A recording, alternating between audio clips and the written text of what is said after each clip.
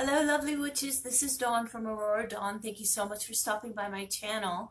In this video, I wanted to talk about something along the lines of laws of magic, because I know there's a lot of information out there about why your magic isn't working and how to cast spells that actually work and the rules or the laws or whatever. And I wanted to talk about it because I have a different point of view. So I'd like to discuss it, see what you think. Anyway, one of the things that I learned from Crowley, that is magic is not capable of producing miracles or violating the physical laws of the universe. So your magic cannot cause a solar eclipse. That's an example. And your magic cannot cause you to fly like Superman. So that's along the lines of what Crowley is saying, and a lot of people are saying. But I'm one of those witches. I'm a firm believer in Harry Potter magic. I believe it's real. It is possible. I know you're gonna think I'm crazy. Oh my God, Dawn's fallen off the deep end. Yeah, probably several times already. But I wanted to talk about it because, I'm a believer in Harry Potter type of magic. That is real. I believe that is possible.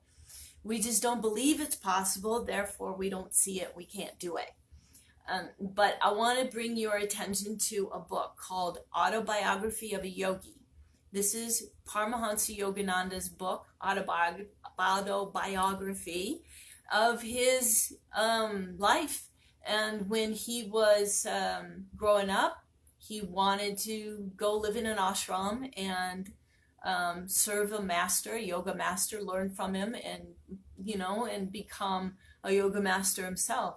His father talked him into staying in school, graduating, and then he can go search for his master and become a yoga master if he wanted to. So he did. And he went on, and once he finished school, he went out looking for his yoga master. And the experiences he had looking for his own master was amazing. These yoga masters can do amazing things.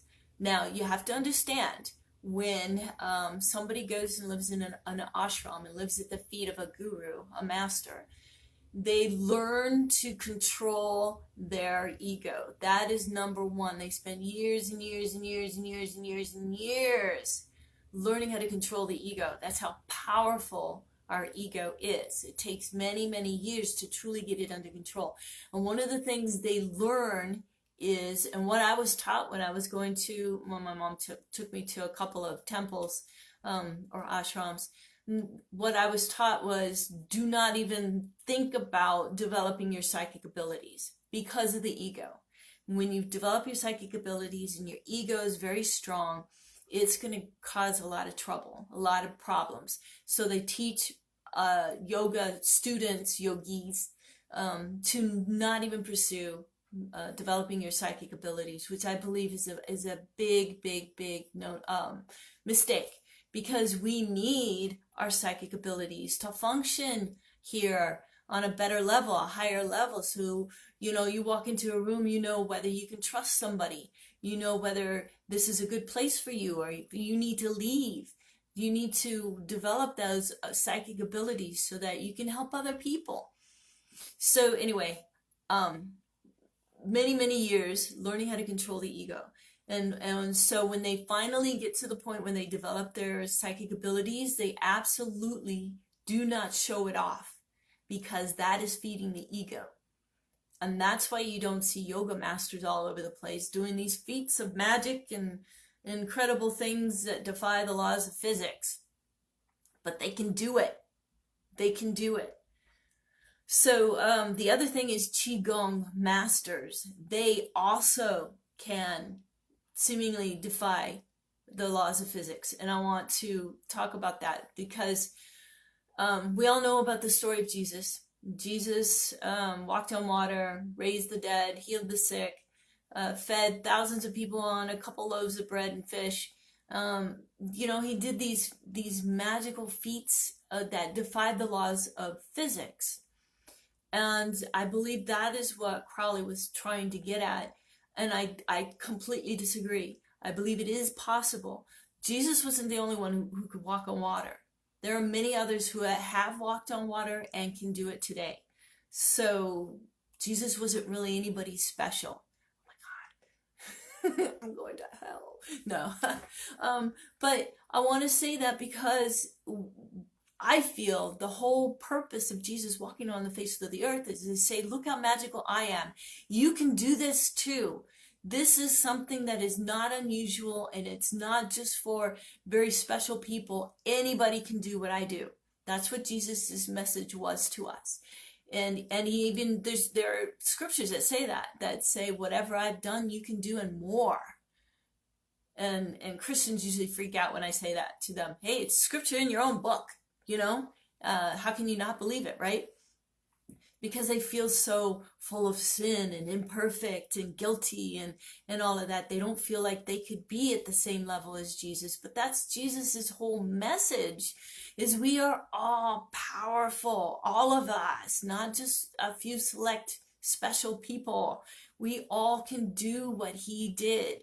And there are many other people who learn how to control the laws of physics and defy the laws of physics. There are people who have cancer. They visualize the cancer diminishing and becoming smaller and smaller and smaller and smaller. And, within a month or so, they are cancer free. And the doctors are like beside themselves. Oh, maybe the test must have been faulty, or the medication must have worked really well. And all of that BS, just anything to not have to agree and accept that a miracle happened, that we are actually powerful enough to heal ourselves and do things like walk on water and wave a wand and make something levitate, or unlock a door just by waving the wand. Wouldn't that be cool? But we just limit ourselves. We have self-limiting beliefs about how, valuable we are, and whether we can do things, and whether we deserve anything, and so on and so forth. So I wanted to talk about a couple of real episodes that happened. One is, and I'll leave links to these articles down below, USA Today and also bbc.co.uk.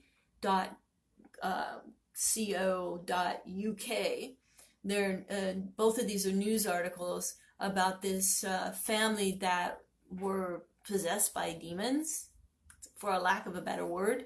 And the police report said something was going on.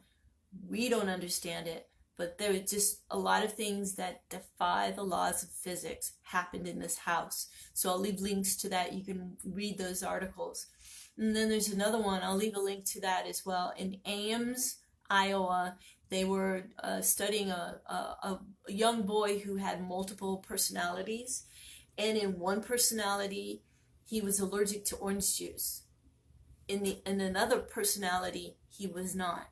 So if he's in the one personality that was allergic to orange juice, he drinks the orange juice, breaks out into hives, switches personalities, the hives go away.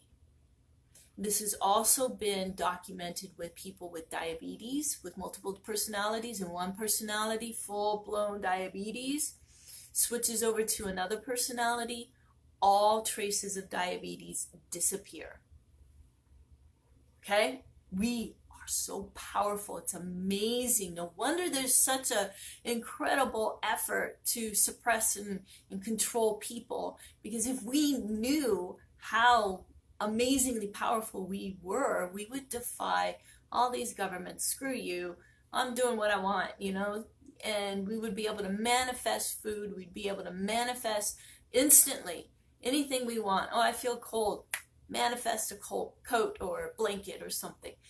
You know what I mean? I firmly believe that it is possible, but it's not probable, because we have these self-limiting beliefs. And if we could get past that and really work at it, of course it takes a lot of work to really overcome these self-limiting beliefs that keep us in check. It's part of the matrix, if you want to call it that.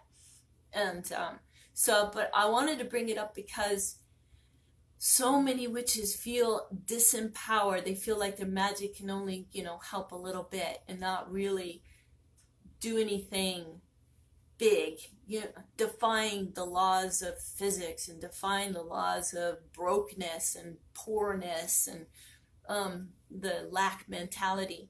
I want to say that, okay, one of the things that we're taught in witchcraft is that you cast your spell, but then you have to work.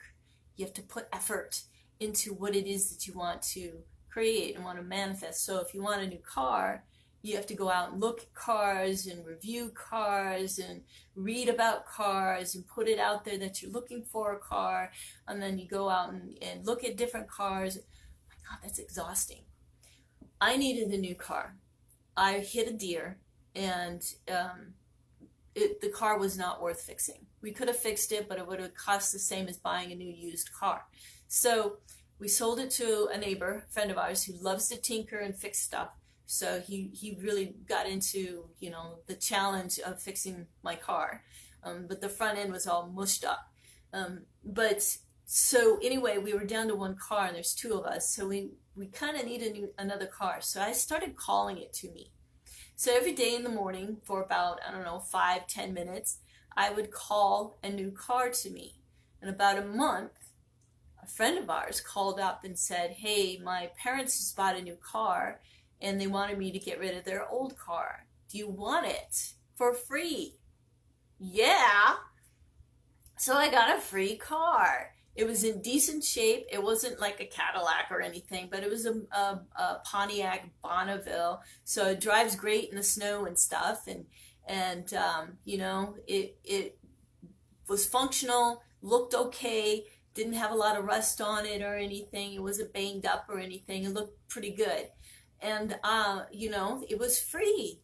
Oh my gosh. So I drove that, a year or two, I think 2 years, until I bought another car to replace that one, because it was old enough that it got me through 2 years, but then little by little things started falling apart and it was time to let it go.